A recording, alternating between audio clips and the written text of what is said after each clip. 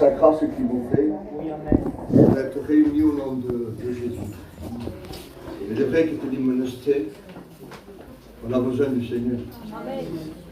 D'ailleurs, à chaque fois que je dis ça, il y a un verset qui nous revient.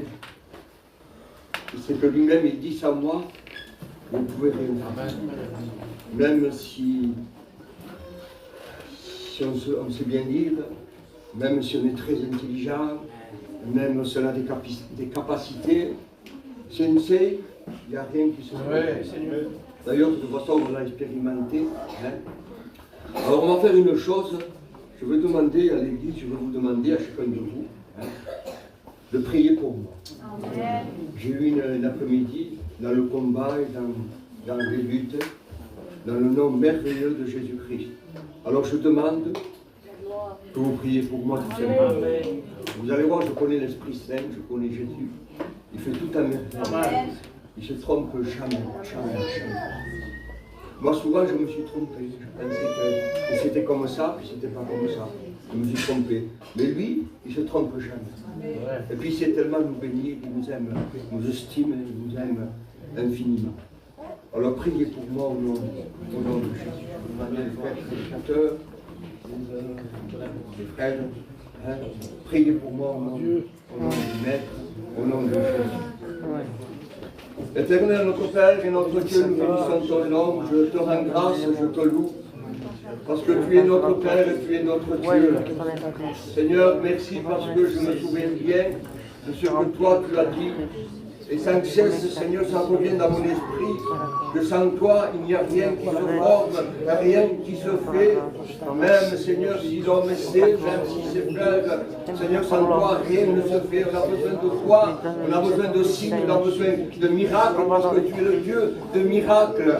Et le temps de miracles n'est pas encore fini, c'est pas terminé, tu es là, tu es au milieu de nous. Et je sais qu'encore ce soir, tu vas étendre tes mains. Parce que toi, tu sais qu'on a besoin de toi, tu sais, tu connais chaque personne, Seigneur, en particulier, tu sais comment que nous sommes venus, tu sais comment que nous allons partir, tu sais les difficultés, tu connais les problèmes, tu connais les maladies, mais Seigneur, notre Père et notre Dieu, nous voulons te demander d'étendre tes bonnes mains, de te glorifier, Seigneur, éternel, notre Père, je suis ton oint, je suis ton serviteur, éternel, je te prie de me bénir, je te prie de me fortifier, Seigneur, toi, tu es le roi, et je te prie de régner dans ce lieu. Seigneur, je te prie de régner dans cette salle, de te manifester. Je réclame la puissance de mon Dieu, je réclame la puissance du Saint-Esprit dans le nom merveilleux de Jésus. Merci pour ta grâce, merci pour la puissance, merci Seigneur, merci Jésus, tu es merveilleux.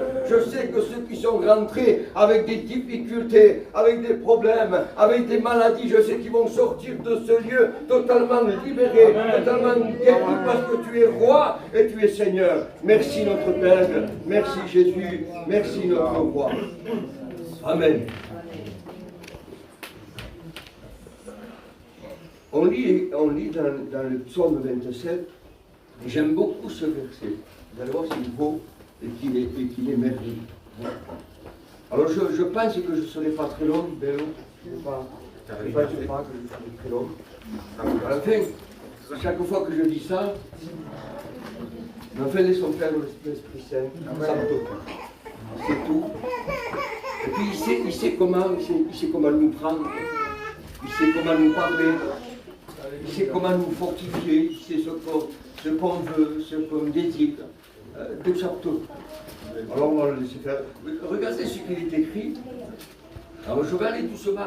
Je n'ai pas besoin de me presser, de parler fort non plus. Il y en a qui aiment bien crier, mais moi je parle doucement. Il suffit de m'écouter. C'est ça il faut écouter. Psaume 27, verset 4, il dit: je demande à l'Éternel une chose que je désire ardemment. Et c'est dommage que des fois on demande des choses à Dieu, on ne les reçoit pas parce qu'on ne les désire pas. J'ai remarqué ça, moi, au milieu du peuple. Des fois, on demande des choses, on ne les reçoit pas. C'est match. On demande quelque chose à Dieu, on ne le reçoit pas parce qu'en réalité, on ne le désire pas ardemment. Et le mot ardemment veut dire réellement, ça veut dire vraiment. Hein? Et ça, c'est très important Parce que regardez ce que dit la Bible. D'accord. Alors, je vais essayer de parler un peu plus fort. La Bible dit, écoutez-moi bien, c'est le maître qui dit ça, c'est Jésus. Et il dit, demandez et il vous sera donné. Cherchez, vous trouverez. Frappez et on vous ouvrira. Amen. Donc je demande à l'Éternel une chose que je désire ardemment. C'est-à-dire que je le veux, que je le souhaite, je le veux. Et je lui demande à mon Père, je lui demande à mon Seigneur, Seigneur, étends tes mains. Permis que dans nos petites réunions qu'on fait, permis qu'il y ait l'action de ta puissance. Amen. Puisque toi, tu dis que sans toi, il n'y a rien qui se produit. Alors permets, Seigneur, permets que dans nos petites réunions qu'on appelle, qu'il y ait l'action du ciel, l'action de la puissance de notre Dieu. Savez-vous, écoutez-moi bien, au sujet du Saint-Esprit, que c'est le Saint-Esprit qui nous a convaincus. C'est le Saint-Esprit, la troisième personne de Dieu, qui convainc. Il nous a convaincus de justice, de jugement et de péché. Et je dis merci Seigneur, parce qu'il nous a convaincus. Ça voulait dire qu'auparavant, on n'était pas tout à fait convaincus. On n'était pas convaincus parce qu'on se disait, je suis gentil, c'est un bon gitano, je sais certaines choses, j'ai ma tradition, j'ai ma façon de faire, mais l'Esprit Saint qui est venu et nous a montré quelque chose. Et ce qu'il nous a montré, il nous a montré qu'en réalité, on n'est pas tellement terrible. Qu'en réalité, tous les hommes, quand je dis tous les hommes, ça veut dire aussi toutes les femmes, tous les hommes sont des pécheurs, et sont privés de quelque chose d'extraordinaire. Ils sont privés de la gloire de Dieu. Tous les hommes sont des pécheurs. On trouve écrit dans l'évangile de Matthieu 5,3, et Jésus va enseigner. Il va enseigner et il dit en 3 fois, il parle de quelque chose que nous désirons, quelque chose qu'on veut pour nos enfants, qu'on veut pour nos petits-enfants, qu'on veut pour nos neveux. Et le Seigneur va dire en 3 fois, heureux, c'est une très grande recherche. On entend bien le mot heureux, on recherche heureuse, on entend bien ce mot. Mais est-ce qu'on réalise la portée d'être heureux? Alors c'est simple ce que je dis. Il dit heureux. Qui c'est qui ne veut pas être heureux? Mais il faut réaliser qu'est-ce que c'est ce mot être heureux. Aujourd'hui, pour certaines personnes, ils se disent, c'est une chose, je vais être heureux. C'est ça. Tout est basé d'une mauvaise façon. Les gens, ils se disent, si j'ai beaucoup de sous, si c'est une force chose, je vais être heureux. Mais en réalité, c'est pas du tout ça. On peut avoir, j'ai connu des gens, moi, qui avaient beaucoup d'argent, et pourtant c'était les plus malheureux de la surface de la terre. Parce que dès qu'ils étaient ensemble, ça marchait plus. Parce que ça comptait, et ça recomptait toujours leur argent. Vous comprenez? Alors, le bonheur ne dépend pas, comme on le prétend des fois, comme on le pense. Le bonheur d'être heureux ne dépend pas de ce qu'on peut avoir. Mais le bonheur est bien plus profond. Être heureux, c'est quelque chose qui est extrêmement profond. Être heureux, c'est bien plus qu'être content. Vous comprenez bien, on comprend bien qu'être heureux, c'est bien plus qu'être content. On est heureux parce qu'on sait que Dieu est capable de faire quelque chose d'extraordinaire de notre petite vie. Oui, on a une petite vie, nous. Parce que on peut vivre au plus haut. Je veux dire, quelqu'un, quand il a 100 ans de vie, on dit, il a vécu. Mais en réalité, Dieu veut donner quelque chose de bien plus grand. Parce que ce que Dieu veut donner, c'est la vie éternelle. Et quand il parle de bonheur, quand il parle de ça, ce n'est pas être content, mais être heureux. Aujourd'hui, on entend le mot Et quand la personne se dit, je vais être heureux parce que j'ai beaucoup de matériel, on compte après avoir fait une bonne journée de travail, on se dit, on est content, c'est bien, hein, une bonne journée de travail, mais c'est pas ça qui va nous donner le bonheur, vous comprenez? C'est pas ça qui va vous donner le bonheur. Le bonheur est bien plus profond que ça. Quelqu'un, écoutez-moi bien, quelqu'un qui a son péché pardonné. Parce que, écoutez-moi bien, il faut parler des choses de Dieu comme elles sont. Parce que ce qui rend la personne malheureuse, c'est justement, c'est d'être coupé du Créateur. Alors on pose la question et on dit, mais qui c'est qui nous a créés?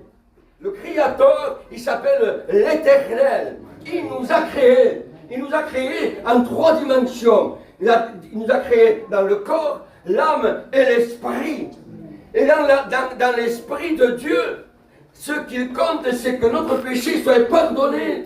Parce que, écoutez-moi bien, si notre péché n'est pas pardonné, on ne peut pas être heureux. Parce que le bonheur ne dépend pas de ce que vous pouvez avoir, mais le bonheur dépend du ciel. Le bonheur dépend de Dieu.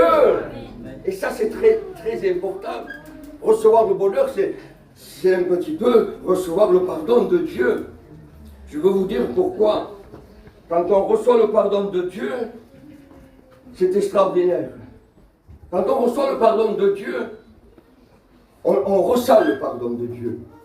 Quand on reçoit le pardon de Dieu, on sent qu'on peut rentrer dans le sanctuaire de Dieu. Vous savez, le sanctuaire de Dieu, c'est la présence elle-même de l'Éternel. Et n'importe qui ne pouvait pas rentrer dans le sanctuaire de l'Éternel. Quand Moïse voulait savoir quelque chose pour le peuple, il fallait qu'il rentre dans le sanctuaire. Mais il ne rentrait pas quand il voulait. Il rentrait quand l'Éternel lui permettait. Et il fallait qu'il se sanctifie. Il fallait qu'il se rectifie. Alors, il est rentré dans le sanctuaire de l'Éternel. Et quand l'Éternel lui parlait, à son tour, il parlait au peuple. La grande chose que Moïse disait au peuple, il leur disait, sanctifiez-vous. Que vous voulez faire? Purifiez-vous. Qu'est-ce que vous voulez faire? Approchez-vous. Mais ce n'était pas quelque chose de facile de s'approcher de Dieu. Aujourd'hui, tout a changé. Voilà pourquoi on peut être heureux.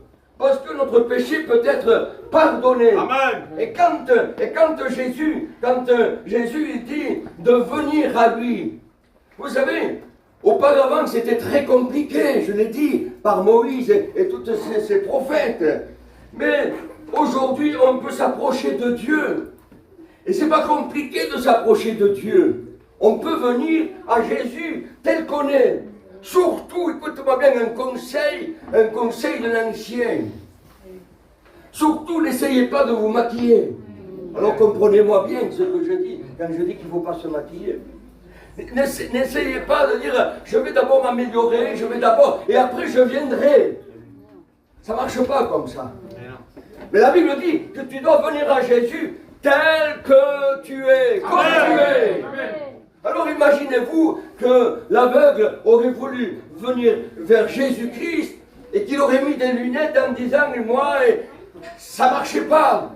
Que le lépreux aurait voulu s'approcher de Jésus, mais en essayant de trafiquer, ça ne marchait pas non plus. Le lépreux, il venait avec sa lèpre pour elle.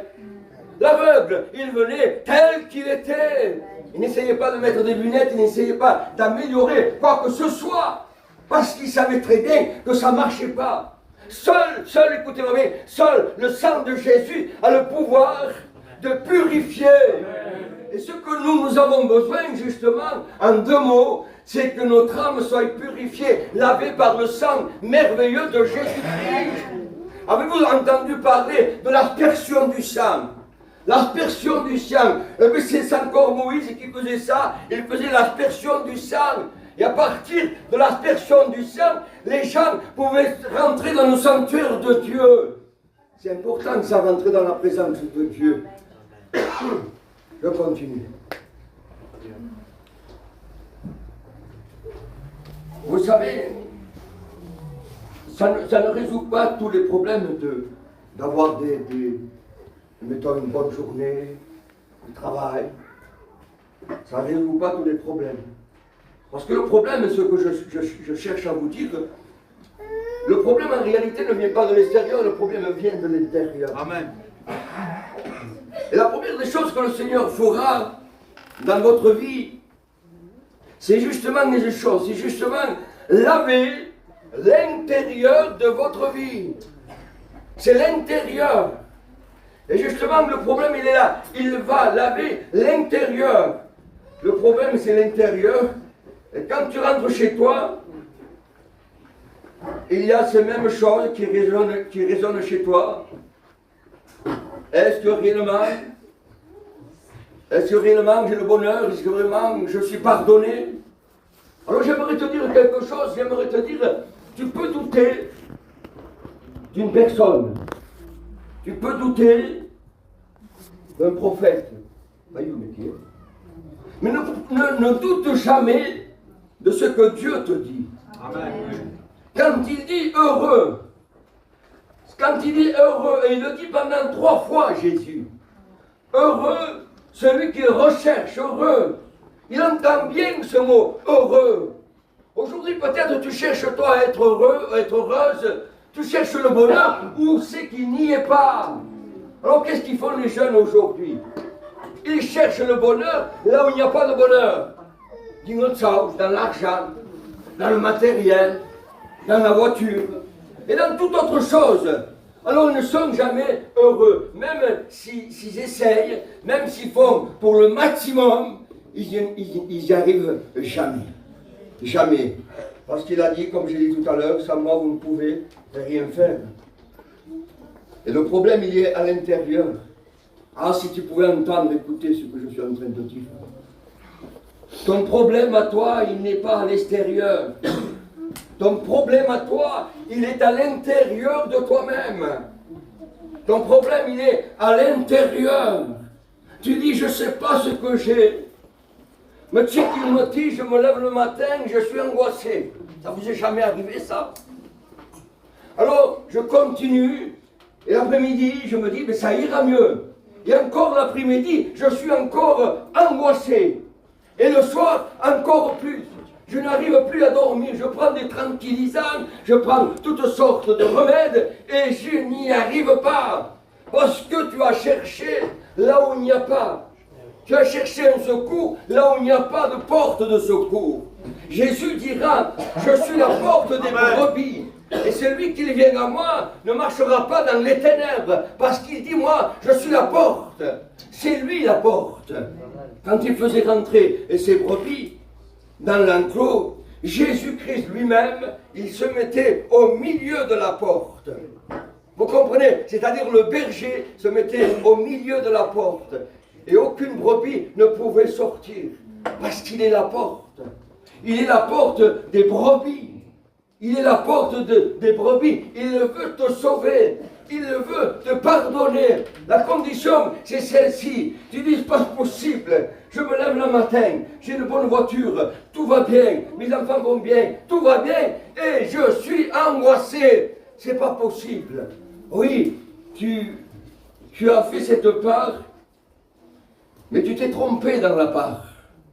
Tu t'es trompé dans un gagnant. C'est lui qui donne le bonheur. Amen. Vous savez, je n'ai pas besoin de dire ça pendant 1 heure. C'est lui le bonheur. Amen. Et c'est lui, c'est lui. D'ailleurs, écoutez-moi, quand on est pardonné par Dieu, quel bonheur. Amen. Quel bonheur. Vous sentez pardonné de l'Éternel. Rendez-vous compte. Vous vous sentez pardonné de Dieu. Alors, c'est un mot profond que je dis là. Pardonner de Dieu, ça veut dire qu'il ne compte plus ce que tu as fait, ce que tu as dit. Il n'était pas tellement à la gloire de l'Éternel. Tu es pardonné de Dieu. Et quand Dieu pardonne, il pardonne. Et Dieu n'est pas le Dieu de la condamnation. Il n'est pas venu pour condamner les hommes, mais il est venu pour les sauver. Jésus est venu sur la terre, pas pour condamner les hommes, même s'ils sont condamnables. Il est venu pour sauver. Jésus est venu chercher et sauver ceux qui étaient perdus. Et nous, on était parmi ceux qui étaient perdus. Mais comme le Seigneur est bon, comme il est merveilleux, comme il est grand, on a écouté la voix. On a écouté la voix de l'Esprit Saint. Et un jour, ça nous est venu dans l'esprit en disant, je veux me mettre à genoux. Quel jour merveilleux. Je vais me mettre à genoux, puis je vais l'invoquer pour voir s'il me répond. Et chose extraordinaire, Dieu t'a répondu. Amen. Au cri du malheureux, je ne me trompe pas, au cri du malheureux, l'Éternel, il entend. Et quand il entend, il délivre. Amen. Il délivre, il libère le captif. Arrête de vivre dans ta captivité. Tu es lié par ce qui a triomphé de toi. Tu es lié de certaines choses. Tu as pris dans ton enfance des mauvaises habitudes. Et ces mauvaises habitudes, tu es habitué comme ça. Et tu dis, moi je ne vois pas faire autrement. Alors tu dis, moi je ne pourrai jamais faire le chrétien. J'arriverai jamais à faire comme les chrétiennes, ni comme les chrétiens. Écoute-moi, je veux te dire quelque chose avant de conclure. Je veux te dire quelque chose, c'est que être chrétien, être chrétienne, ça fait partie du miracle du ciel. Amen. Ça fait partie du ciel. Être une chrétienne, être un chrétien. Parce que la Bible dit que le plus grand de tous les miracles, c'est la naissance en Jésus-Christ. Et quand une personne vient à Jésus, le ciel il s'ouvre, il naît de Dieu, et bien sûr que son péché, il est pardonné. Et à partir de là, il invoque le nom de l'Éternel. Et chose extraordinaire, il ressent le pardon de Dieu. Chose merveilleuse, il ressent l'amour de Jésus. Chose glorieuse, il ressent que Jésus vient de le pardonner. Et à partir de là, il s'écrit, loué soit l'Éternel, loué soit l'Éternel, gloire à l'Éternel, parce qu'il a pardonné toute mon iniquité. Il a pardonné et tout mon péché. Et ça, c'est une chose glorieuse, c'est une chose merveilleuse. Tu comprends pourquoi tu vis dans l'angoisse? Parce que, pourquoi tu n'es pas heureux, pourquoi tu n'es pas heureuse? Parce que tu n'as pas cherché là où c'est qu'il fallait chercher. Le bonheur se trouve où? Où trouver le bonheur? Où c'est qu'il est? Comment être heureux? Comment tu vas trouver le bonheur? Sur la terre, parmi l'argent, parmi les biens de la terre. Tu ne trouveras jamais le bonheur parmi les biens de la terre. Le bonheur, tu le trouveras au pied de Jésus-Christ. Les servantes, où c'est qu'elles allaient pour trouver la grâce? Elles se mettaient au pied de Jésus-Christ. Elles se mettaient au pied de Jésus. Et là, elles trouvaient la grâce de Dieu, la grâce de Jésus-Christ. Elles avaient leurs péchés pardonnés. À partir de là, elles pouvaient invoquer le nom de Jésus-Christ. Elles pouvaient s'approcher de Dieu. Et le texte, il dit, comme j'ai dit tout à l'heure, que si tu t'approches de Dieu, Dieu s'approchera de toi. Et il s'approchera tout simplement. Alors écoutez-moi bien, si peut-être on t'a dit, tout arrivera se passe. Je sais qu'on t'a dit ça. Il est fort, je connais l'ennemi. Et t'as dit, toi, tu n'y arriveras jamais. Et t'as dit, toi, tu ne pourras jamais. C'est pas pour toi, ça. Écoutez-moi bien. Le Seigneur, c'est le Dieu de la grâce et de la miséricorde. Amen. Il fait grâce quand il fait grâce. Il fait grâce à qui il veut. Parce qu'il est Dieu, parce qu'il est roi. Et ce soir, je le sens là, et il veut te faire grâce. Il veut te donner la grâce. Si tu avais tout simplement un petit peu de confiance, si tu avais de la foi comme un grain de sénévé. Le grain de sénévé, c'est une des plus petites semences qu'on trouve. Il dit, si tu avais de la foi comme un grain de sénévé, rien, absolument rien ne te serait impossible. Si tu crois, il dit, si tu crois, qu'est-ce qui va se passer? Si tu crois, tu verras la gloire de l'Éternel. Alors cesse d'essayer d'être heureuse. Cesse d'essayer d'être heureux. Ne cherche pas le bonheur où c'est qu'il n'y ait pas le bonheur. Le bonheur n'est pas dans l'argent, le bonheur n'est pas dans le matériel, le bonheur n'est pas dans les voitures, le bonheur n'est pas dans les terrains. Mais bien au contraire, le bonheur est au pied de Jésus. Amen. Je vous le garantis. Le bonheur se trouve au pied de Jésus. Il y a des personnes, beaucoup de gens qui sont venus au pied de Jésus. Et c'était, matériellement, c'était déjà malheureux. qu'ils avaient tout juste, ils arrivaient tout juste. Et pourtant, on aurait dit que ces personnes, c'était les plus riches de la surface de la terre. Parce qu'ils avaient Jésus. Parce qu'ils avaient trouvé la perle d'un grand prix. Et la perle d'un grand prix était c'est Jésus-Christ. Je t'en supplie, je me répète. Tout ce qui se passe est qu'une petite espace. Ne cherche pas là où il n'y a pas. Parce que tu ne trouveras pas. Quand Jésus dit, cherchez et vous trouverez. Elle va chercher n'importe où. Vous comprenez? Cherchez là où c'est qu'il est, à qui nous teste. Dis, de te mettre à genoux. C'est compliqué dans tout pays. Mettons-nous à genoux. N'ayez pas peur de vous agenouiller, c'est-à-dire de vous humilier. Comprenez-moi ce que je dis. Quand je dis à genoux, ça veut dire je reconnais ce que je suis. Pas terrible. Mais je reconnais que lui, il est extraordinaire. Amen. Alors moi, le pas terrible. Lui, l'extraordinaire, moi je me mets à genoux. Amen. Moi je me mets à genoux devant la face de Jésus. Je lui demande son pardon, je lui demande sa grâce. À partir de là, les choses changent. À partir de là, les choses se transforment. À partir de là, on devient une nouvelle créature. La foi est engendrée par la parole de l'Éternel. Et quand on a la foi, il y a quelque chose qui se produit. Quand il y a la foi dans l'Église, il y a les signes. Quand il y a la foi dans l'Église, il y a les miracles. Quand il y a la foi dans l'Église, il y a les prodiges qui se produisent au nom merveilleux de Jésus-Christ. Il y a 2-3 jours, je ne sais pas s'il y a le j'ai prié pour un enfant qui avait le visage, on ne voyait plus son visage, tellement qu'il était rouge. Petit bébé. Alors je l'ai pris, j'ai dit à sa maman de l'avancer, et on a prié tout simplement, j'ai dit, Maître, étends tes mains sur cet enfant.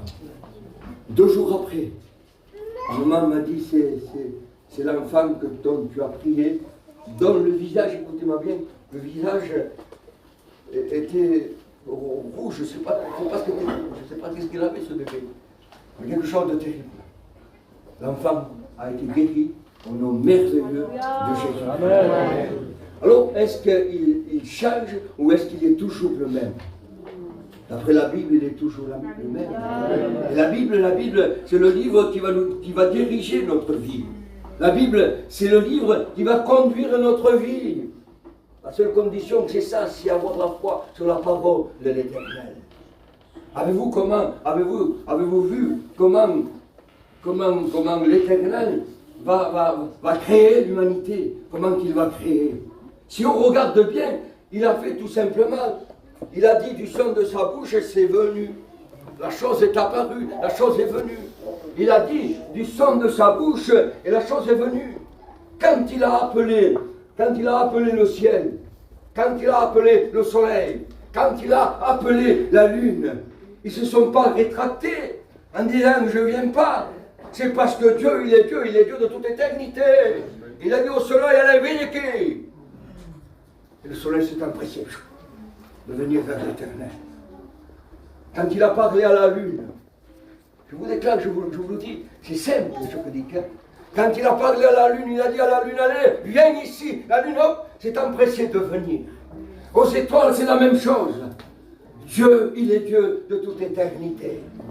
Que Dieu fasse qu'on puisse le comprendre, le réaliser et le saisir.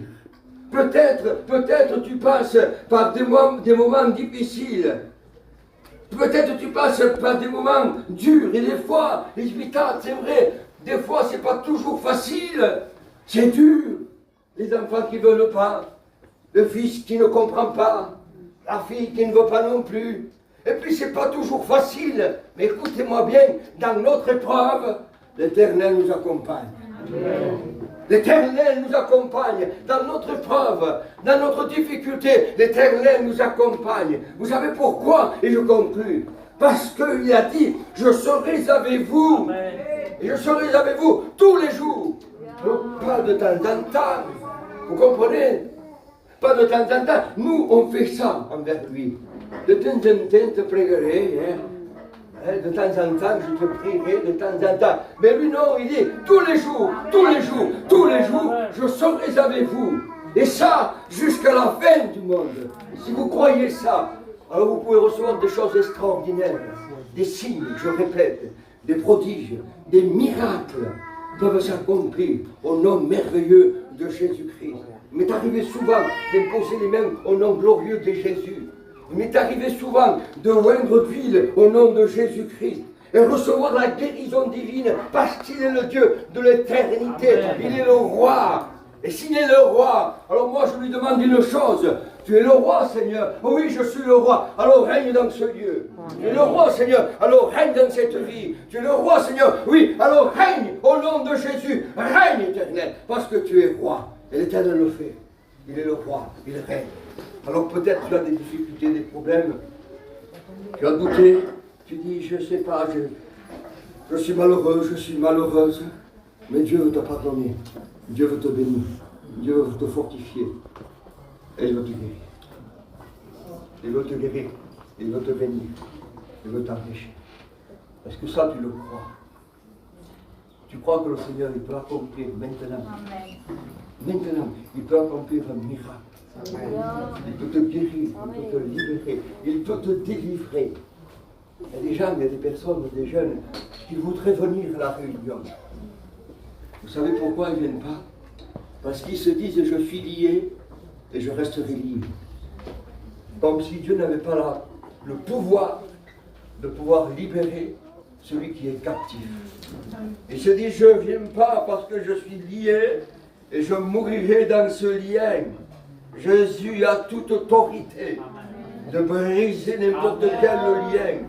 Quel que soit son nom du lien, quel que soit le nom de la maladie, je ne m'en inquiète pas, moi, du nom de la maladie. Vous savez pourquoi je ne m'en inquiète pas? Parce que je viens avec le nom qui est au-dessus de tous les noms. Vous savez où c'est qu'il est ce nom? Vous savez où c'est qu'il est marqué ce nom? Ce nom, il est marqué sur moi. Ce nom est marqué sur le serviteur de Dieu. On a le nom de Jésus impliqué en nous. Le nom de Jésus-Christ. Quand il dit, allez à mon nom, chassez les démons. La première des choses que les démons ils voient, c'est le nom glorieux de Jésus en nous, sur nous. Inscrit, l'Éternel a écrit son nom sur moi. L'Éternel a écrit son nom sur Bélo. Le nom de l'Éternel est écrit sur l'Église, sur le peuple de l'Éternel. Le peuple de Dieu au nom glorieux de Jésus. Témoignez de Jésus. C'est le Messie. Témoignez de Jésus. Ne vous enfermez pas. Mais témoignez de Jésus. Dites, il est le Messie, il est le roi, il est le Messie, il sauve, il peut bénir, il peut guérir. Et s'il y a quelqu'un qui nous aurait dévancé, ne craignez pas. Il y a la résurrection. Voyez, il n'y a aucune impasse avec Jésus-Christ. Alors au nom de Jésus-Christ, n'ayez aucune crainte. Poursuivez votre route. Au nom merveilleux de Jésus. On va baisser les têtes.